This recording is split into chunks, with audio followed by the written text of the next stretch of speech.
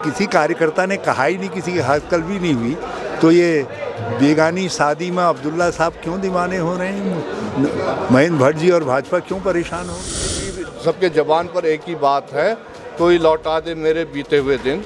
और ये बीते हुए दिन निश्चित तौर पर कांग्रेस ही लौटा सकती है, राहुल गांधी जी ही लौटा सकते हैं, हरीश रावत जी ही लौटा सकते हैं। सुरेश कुमार आपके बारे में लवर है, वो मेरी लाल बता रहे हैं, आप कभी कुछ कहते हैं। चलिए 4 तारीख को बहुत ज़्यादा समय नहीं है, 4 जून को पता लग जाएगा कौन क्या है, जनता बता। पार की अगर 400 उन्होंने लोकसभा सीट की ईवीएम सेट कर रखी होंगी तो डाटा उनके पास पहले होगा, उसको तो मैं कुछ कह नहीं सकता।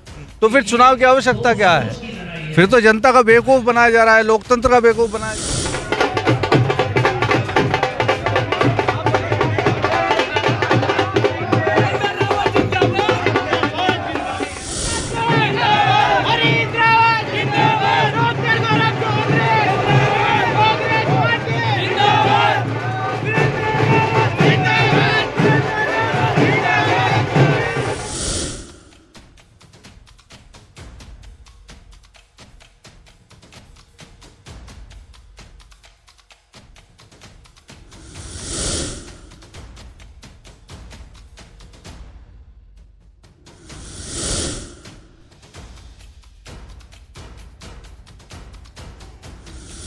भारी भीड़ यहाँ पर नजर आई है, उसको बड़ा उत्साहपूर्ण वातावरण है। मैं उसके लिए स्थानीय कांग्रेस कमेटी को और विधायक को बहुत बधाई देता हूँ।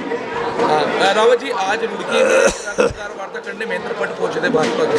उन्होंने कहा है कि हरीश रावत जी की उम्र 150 साल हो जाए और आने वाले समय में जिस समय परिवार अपने पोते को चुनाव लड़वाए, जो परिवारवाद है उसको लेकर क्या कहेंगे?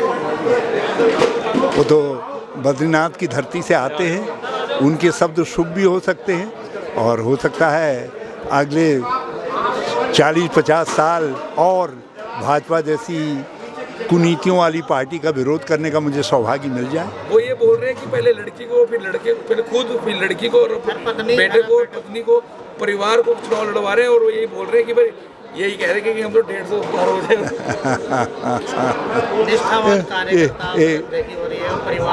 हमने कोई कार्यकर्ता ने आपसे हरिद्वार के कहा कि मेरे हक तलबी हुई, मेरी जगह पे जो है हरीश रावत के बेटे को दे दिया गया।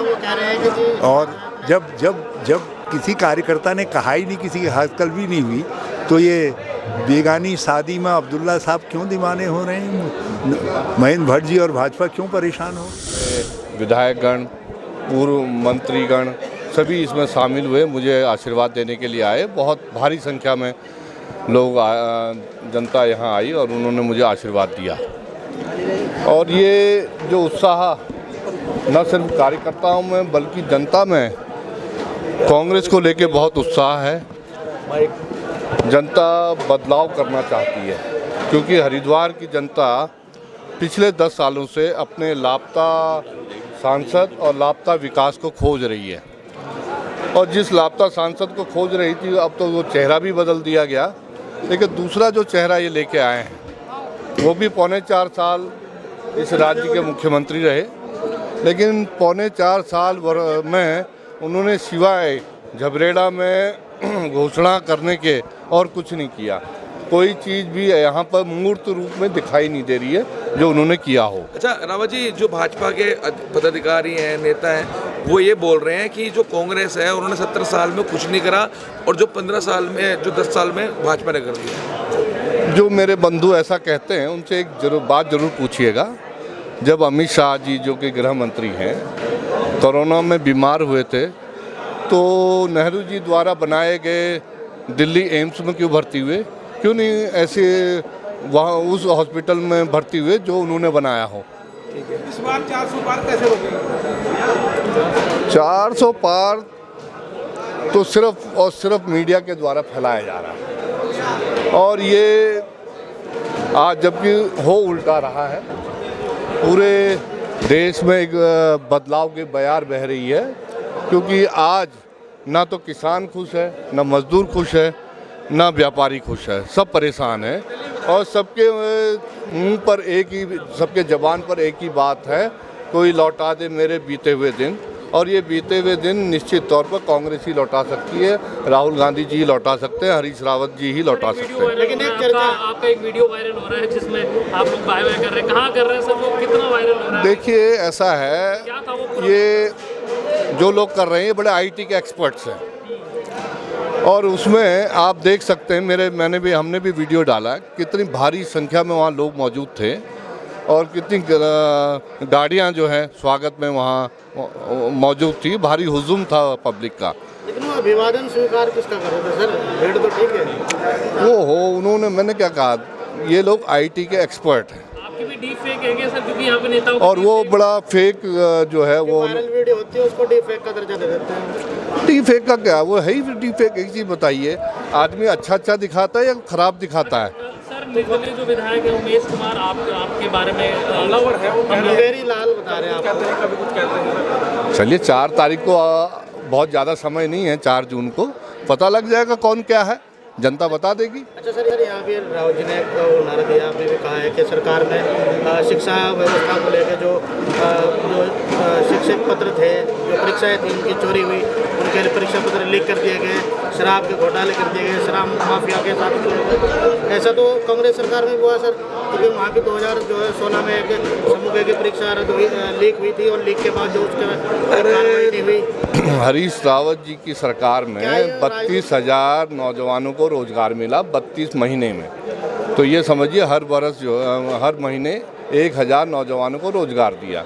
इनसे ज़रा पूछिए कितने 100 लोगों को रोजगार दिया इन्होंने। अच्छा, मोहम्मद शराब माफिया का आरोप है, डेनिस ब्रांड का, लेकिन डेनिस यहीं भी किया होममेड। देखिए, जहाँ तक शराब की बात है, आज इन्होंने नया नियम बना दिया है कि 50,000 रुपये आप जमा कीजिए और 70 लीटर तक आप अपने यहाँ रख सकते हैं। तो इसका मतलब है आप हर किसी को एक लाइसेंस दे रहे हैं, तो ये शराब को बढ़ावा देना ही तो है। वीरेंद्र जी, यहाँ पे इस लोकसभा में आपके बॉडी लैंग्वेज पर बड़ी बात हुई कि भाई वीरेंद्र रावत अनुभवी नहीं लग रहे हैं और वैसे नहीं लग रहे चुनाव में जैसे कैंडिडेट होना चाहिए था, जैसे एक्सपेक्ट किया था। आपके बीच में चर्चा पहुंचेगी, आप कैसे उसको देख रहे हैं और क्या कहेंगे? देखिए, मैं एक चीर गंभीर पुरुष हूँ और हर बात जो भी रखता हूँ गंभीरता से रखता हूँ, और मैं समझता हूँ लोकसभा का जो सदस्य होना चाहिए, जनता चाहती है कि एक चीर गंभीर पुरुष हो वहाँ जाए और उनकी आवाज़ को उठाए। कांग्रेस पार्टी जिंदाबाद, हरीश रावत जिंदाबाद, वीरेंद्र रावत जिंदाबाद, वीरेंद्र जाति जिंदाबाद, वीरेंद्र जाति जिंदाबाद। क्या कहेंगे, आज यहाँ पर कार्यालय का उद्घाटन होने जा रहा है, इसको लेकर? आज हमारे लोकसभा के प्रत्याशी भाई वीरेंद्र रावत जी के चुनावी कार्यालय की आगाज़ है और झबरेड़ा विधानसभा में आज उनके कार्यालय का उद्घाटन होने जा रहा है। मैं आपके चैनल के माध्यम से प्रत्याशी को और यहाँ के क्षेत्रीय जनता को, कांग्रेस के चाहने वालों को, सबको बहुत बहुत शुभकामनाएं, बहुत बहुत बधाई देता हूँ। अच्छा, जब से वीरेंद्र रावत जी को टिकट हुआ है तो आरोप प्रत्यारोप का दौर जारी है। कोई पप्पू बता रहा है, कोई कुछ बता रहा है, कोई कुछ बता रहा है। उमेश कुमार जी ने भी टिप्पणी की, उसको लेकर देखिए, चुनावी माहौल है और चुनावी माहौल में मैं स्वस्थ टिप्पणियों का तो मैं भी समर्थन करता हूं, पर आजकल जो अनर्गलन टिप्पणियां जो की जाती हैं एक दूसरे के ऊपर, मैं मानता हूं वो सही नहीं है। और आप ये भी सोचिए कि चुनावी माहौल है तो एक दूसरे के ऊपर आरोप प्रत्यारोप और टिप्पणियां, ये चुनाव का एक हिस्सा है और इससे बहुत ज़्यादा कुछ फ़र्क नहीं मैं मानता हूँ। बताया जा रहा है कि अगर यही टिकट हरीश रावत खुद लड़ते चुनाव, हरीश रावत जी को होता तो ज़्यादा वोट मिलती, ये भी कयास लगाए जा रहे हैं, उसको लेकर क्या कहेंगे? देखिए, सबके अपने अपने सुझाव, अपना अपना मत होता है।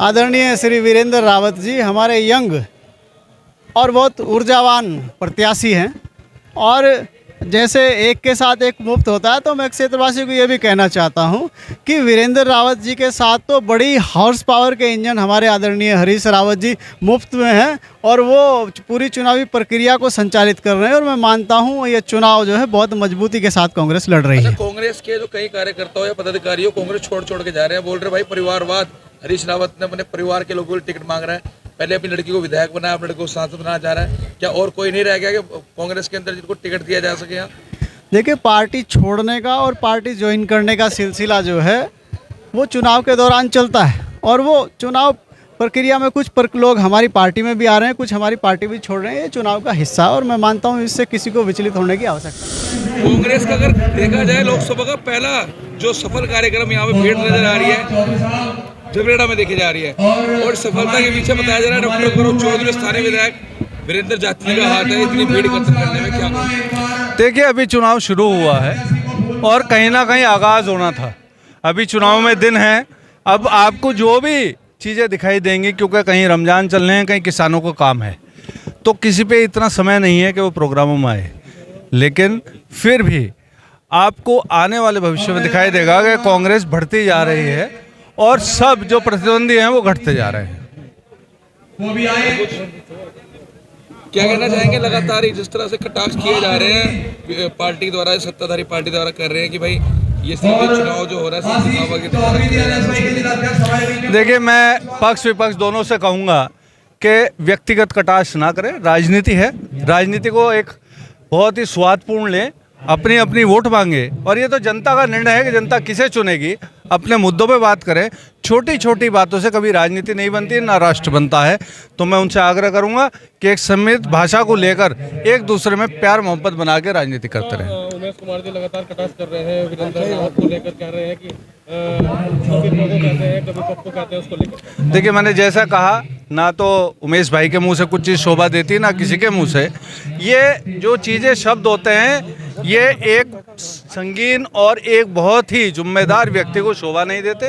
तो आपके माध्यम से मैं यही संदेश दूंगा, एक स्वादपूर्ण वातावरण करें। 10 दिन का चुनाव है, जनता का निर्णय है, उसे मैं नहीं बदल सकता या दूसरा विपक्ष नहीं बदल सकता। तो मुद्दों की बात करें तो ज़्यादा मजा आएगा। कांग्रेस कितने वोटर जीत रही है यहाँ पर इस बार? देखिए, ये कांग्रेस की जीत सुनिश्चित है, और वोटों की गिनती में कोई क्या, मैं क्या, प्रधानमंत्री मोदी क्या, चाहे कोई भी हो, किसी भी पार्टी को ये नहीं बता सकते। ये जनता के हाथ में है कि किसको कितना मत देगी, लेकिन ये बिल्कुल तय है कि कांग्रेस यहाँ से जीत के जाएगी। अच्छा, भाजपा तो बोल रही है कि 5 लाख से अधिक वोट लेके जाएंगे, उनको पता है इसका मतलब? वो हो सकता है ईवीएम में उन्होंने कुछ कर रखा हो, तो ईवीएम की सेटिंग से उन्हें शायद ज्ञान हो, वो फॉर्मूला उनके पास है, वो कांग्रेस के पास नहीं है। उनका नारा है इस बार 400 पार, वो भी सच है क्या? वो ऐसा है ना कि मैंने जैसे आपको बताया कि 400 पार की, अगर 400 उन्होंने लोकसभा सीट की ईवीएम सेट कर रखी होंगी, तो डाटा उनके पास पहले होगा, उसको तो मैं कुछ कह नहीं सकता।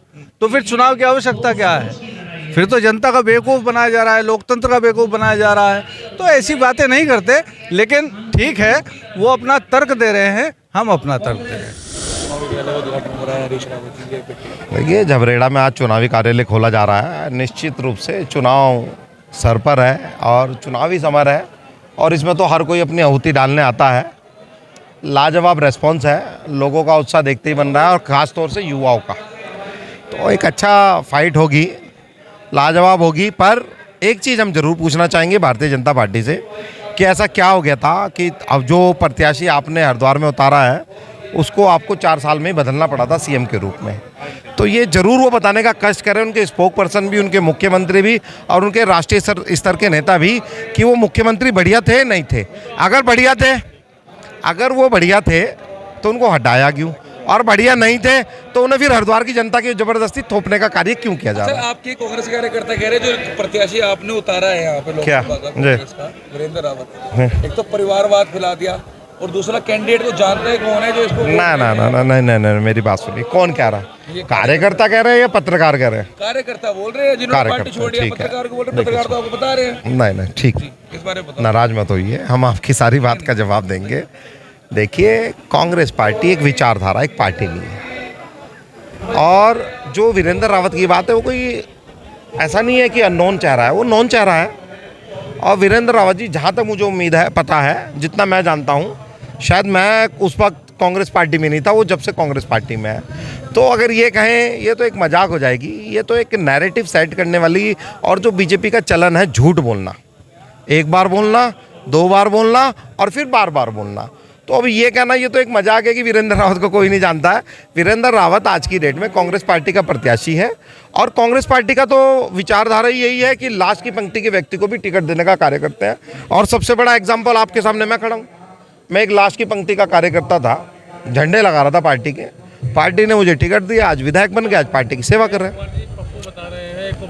यार देखो, उमेश भाई है, जिंदाबाद, सही है, अच्छा है। देखो रेस्पॉन्स लोगों का, नहीं, कांग्रेस पार्टी जिंदाबाद है, वीरेंद्र रावत जिंदाबाद है।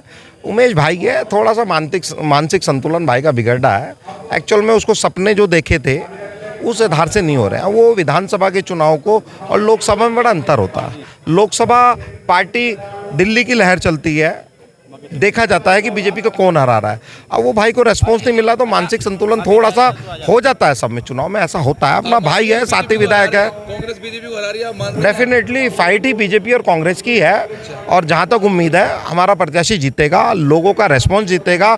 जो ये रेस्पॉन्स मिल रहा है, किसान जीतेगा, मजदूर जीतेगा, वो दलित जीतेगा। और तो और वो जो ओबीसी है जिसका हाल दलितों से भी बुरा कर रखा है इस सरकार ने, जो रिजर्वेशन में मनमाने तरीके से जो ये अवैध वसूली हो रही है, 500 रुपये चालान की, 1000 रुपये चालान की, हर चौक पे पुलिस खड़ी है। आज पुलिस क्राइम नहीं रोक रही है, आज